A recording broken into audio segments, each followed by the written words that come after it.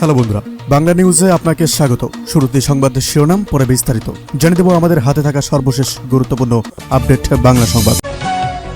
রূপপুর পারমাণবিক বিদ্যুৎ কেন্দ্রের জ্বালানি নিয়ে আর রাশিয়ার নতুন বার্তা। প্রকল্পের কাজ দ্রুত শেষ করতে রাশিয়ার পক্ষ থেকে আজ এক বিশেষ কারিগরি সহায়তার ঘোষণা এসেছে, যা বাংলাদেশের জ্বালানি খাতে বড় মাইলফলক হতে পারে। চট্টগ্রামের চিনির গুদামে রোয়ার সময় অগ্নিকাণ্ড, নাশকতা নাকি দুর্ঘটনা? পাইকারি বাজারের বড় এক গুদামে আজ ভোরে আগুন লেগে বিপুল পরিমাণ চিনি নষ্ট হয়েছে, কিন্তু ঠিক বাজার অস্থির হওয়ার সময় কেন এই অগ্নিকাণ্ড তা খতিয়ে দেখছে ডিবি। ডক্টর ইউনূসের নতুন বিশ্ব উদ্যোগ ঢাকা কি কেন্দ্রবিন্দু? আজ একটি আন্তর্জাতিক জলবায়ু সম্মেলনে বিশেষ বার্তা পাঠিয়েছেন ডক্টর ইউনূস। তিনি বর্তমানে প্রশাসনের বাইরে বাংলাদেশের তরুণ প্রজন্মের জন্য সেখানে কি বড় সুযোগের ইঙ্গিত রয়েছে তা বিস্তারিত আসছে।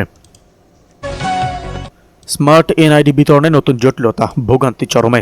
সার্ভার জটিলতায় আজ সারা দেশে স্মার্ট কার্ড বিতরণ কার্যক্রম থমকে গেছে।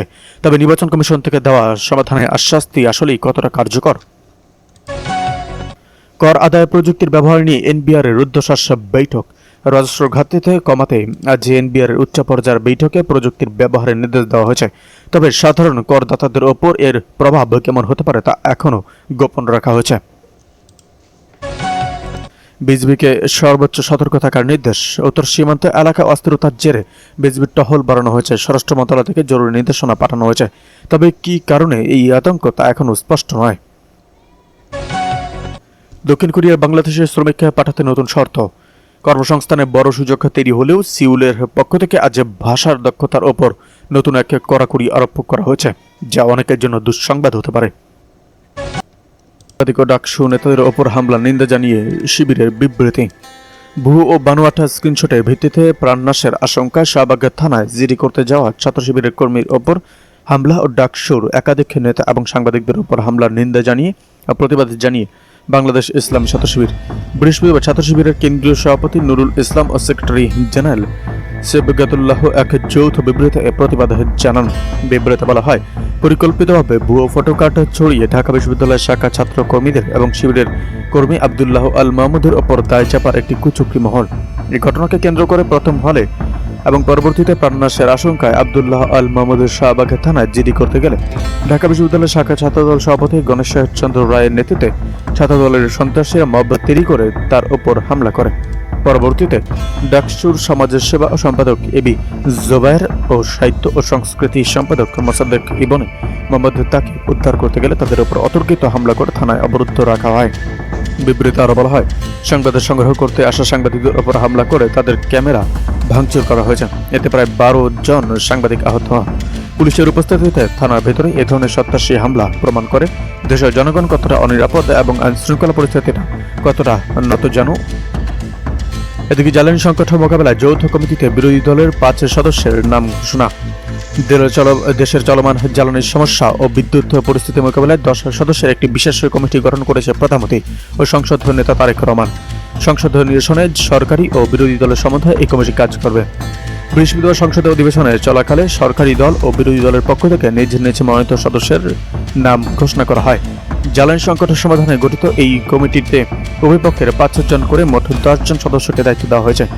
সরকারি দলের মনোনীত এই কমিটিতে সভাপতি হিসাবে দায়িত্ব পালন করবেন বিদ্যুৎ ও জ্বালানি মন্ত্রী ইকবাল হাসান মাহমুদ। এই দলের অন্যান্য সদস্যরা হলেন প্রতিমন্ত্রী আলিন্দু ইসলাম, অমিত এবং আরও অনেকে।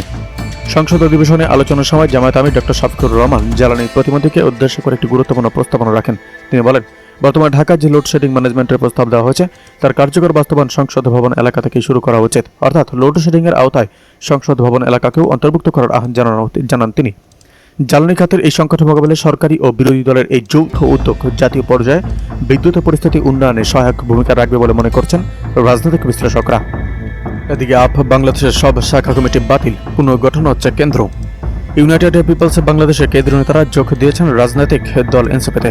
দলে গুরুত্বপূর্ণ পদও পেয়েছেন তারা। কেন্দ্রীয় নেতারা এনসিপিতে যুক্ত হলেও সংগঠনের কার্যক্রম চলমান থাকবে বলে জানা গেছে। কেন্দ্রীয় কমিটি পুনর্গঠন করবে বাংলাদেশ। আজ মঙ্গলবার এক বিবৃতি বাংলাদেশের সদস্য সচিব আরিফিন মোহাম্মদ হিজবুল্লাহ এসব তথ্য জানিয়েছে। বিবৃতিতে বলা হয়েছে, ইউনাইটেড পিপলস বাংলাদেশের অর্থাৎ আফা বাংলাদেশ সব শাখা কমিটি মেয়াদ ইতিমধ্যে শেষ হয়েছে। সাংগঠনিক কার্যক্রমে গতিশীলতা আনা এবং নতুন নেতৃত্ব বিকাশের লক্ষ্যে পূর্ববর্তী কমিটিগুলো আর কার্যকর থাকবে না। কেন্দ্রীয় কমিটি সম্পর্কে বিবৃতিতে বলা হয়েছে, সংগঠন পরিচালনার জন্য কেন্দ্রীয় কমিটি পুনর্গঠন করে শীঘ্রই একটি ন্যাশনাল ওয়ার্কিং কমিটি গঠন করা হবে। এই কমিটির সংগঠন পরিচালনা এবং সাংগঠনিক মজবুতি এবং দেশব্যাপী সংগঠনের সম্প্রসারণ বিষয়ক যাবতীয় সিদ্ধান্ত গ্রহণ ও বাস্তবায়নের দায়িত্ব পালন করবে। আপার বাংলাদেশের আগামী দিনের কর্মসূচির মূল কেন্দ্রবিন্দু হবে রাষ্ট্র কাঠামোর আমূল সংস্কার এবং রাষ্ট্রের ক্ষমতা কাঠামোতে সাধারণ নাগরিকের ন্যায্য হিস্সা নিশ্চিত করা। এছাড়া সরকারি অফিস ও চাকরিতে ঘুষ, সাধারণ নাগরিকদের হয়রানি, সরকার প্রকার দুর্নীতি এবং সকল প্রকার দুর্নীতি এবং পুলিশ ব্রুটালিটির বিরুদ্ধে জোরালো জনমতে গড়ে তোলাই হবে আমাদের আন্দোলনের প্রধান লক্ষ্য বলা হয়েছে বিবৃতিতে। গত রবিবার আপার বাংলাদেশ এবি পার্টি ও বৈষম্যবিরোধী ছাত্র আন্দোলন থেকে জাতীয় নাগরিক পার্টিতে যোগ দিয়েছেন প্রায় অর্ধশত নেতাকর্মী। এদিকে থানায় মব ছাত্রদলের ফ্যাসিবাদী আচরণ বললেন ফারহাদ। ছাত্রদলের নেতাকর্মীরা রাজধানী শাহবাগে থানায় মব করেছেন বলে অভিযোগ করেছেন ডাকসু নেতারা। তারা বলেছেন, এর মধ্য দিয়ে ছাত্রদলের ফ্যাসিবাদী আচরণে বহিঃপ্রকাশ ঘটেছে। ঢাকা বিশ্ববিদ্যালয় কেন্দ্রীয় ছাত্র সংসদের সাধারণ সম্পাদক এস.এম. ফারহাদ বৃহস্পতিবার রাতে ঢাবিতে মিছিল শেষে তিনি অভিযোগ করেন, বিশ্ববিদ্যালয় কর্তৃপক্ষের সমর্থনে ছাত্রদল শাহবাগ থানায় চড়াও হয়েছে কিনা সেই প্রশ্ন তোলেন তিনি। এ সময় ডাকসু ভিপি সাদিক কায়েম বলেন, থানায় হামলা চালিয়ে বা ইতিহাসের ন্যাক্কারজনক ঘটনার জন্ম দিয়েছে ছাত্রদল। ঢাকা বিশ্ববিদ্যালয়ে পেশি শক্তির রাজনীতি মেনে নেওয়া হবে না বলে হুঁশিয়ারি করেন তিনি। এদিকে নিত্যপণ্যে বিশ্বে দাম কমে, দেশে সিন্ডিকেটের দাপটে বাড়ে বলেন আসিফ। দেশের নিত্যপণ্যের দাম বৃদ্ধি নিয়ে ক্ষোভ প্রকাশ করে সাবেক উপদেষ্টা ও জাতীয় নাগরিক পার্টির অর্থাৎ এনসিপির মুখপাত্র আসিফ মাহমুদ বলেন, বিশ্বে নিত্যপণ্যের দাম পরে দেশের সিন্ডিকেটের দাপটে দাম বাড়ে। বৃহস্পতিবার নিজে ভেরিফাইড ফেসবুক পেজে দেওয়া এক পোস্টে তিনি এই ক্ষোভ প্রকাশ করেন। পোস্টে বিশ্ববাজারে নিত্যপণ্যের দামের সঙ্গে বাংলাদেশের দামের হ্রাস বৃদ্ধির তালিকা যুক্ত করে আসিফ মাহমুদ সেখানে দেখা যায়, বিশ্ববাজারে চালের দাম কমেছে 19%, কিন্তু দেশের বাজারে উল্টো বেড়েছে 5.5%। বিশ্ববাজার পাম অয়েলের দাম কমেছে 12%। এখানেও বিপরীতভাবে 11.78% দাম বেড়েছে।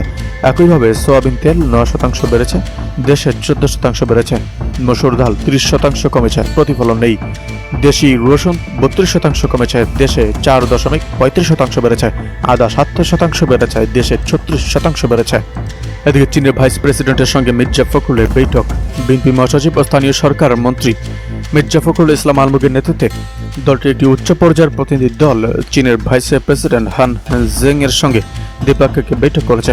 মঙ্গলবার বেজিং এর গ্রেট হল অব দ্য পিপলস এই সভা অনুষ্ঠিত হয়। এছাড়া প্রতিনিধি দলটি চীনা কমিউনিস্ট পার্টির আন্তর্জাতিক বিভাগের মন্ত্রী লিউ ঝাইসিং এর সঙ্গে পৃথক বৈঠক করে। বৈঠকে দুই দেশের দ্বিপাক্ষিক সম্পর্কের বিভিন্ন দিক নিয়ে গঠনমূলক আলোচনা হয়।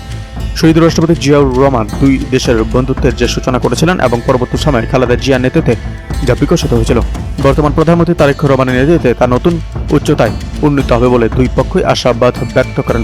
মির্জা ফখরুল ইসলাম আলমগীর বলেন, জাতীয় স্বার্থ ও সার্বভৌমত্বকে সর্বোচ্চ অগ্রাধিকার দিয়ে বর্তমান সরকার সবার আগে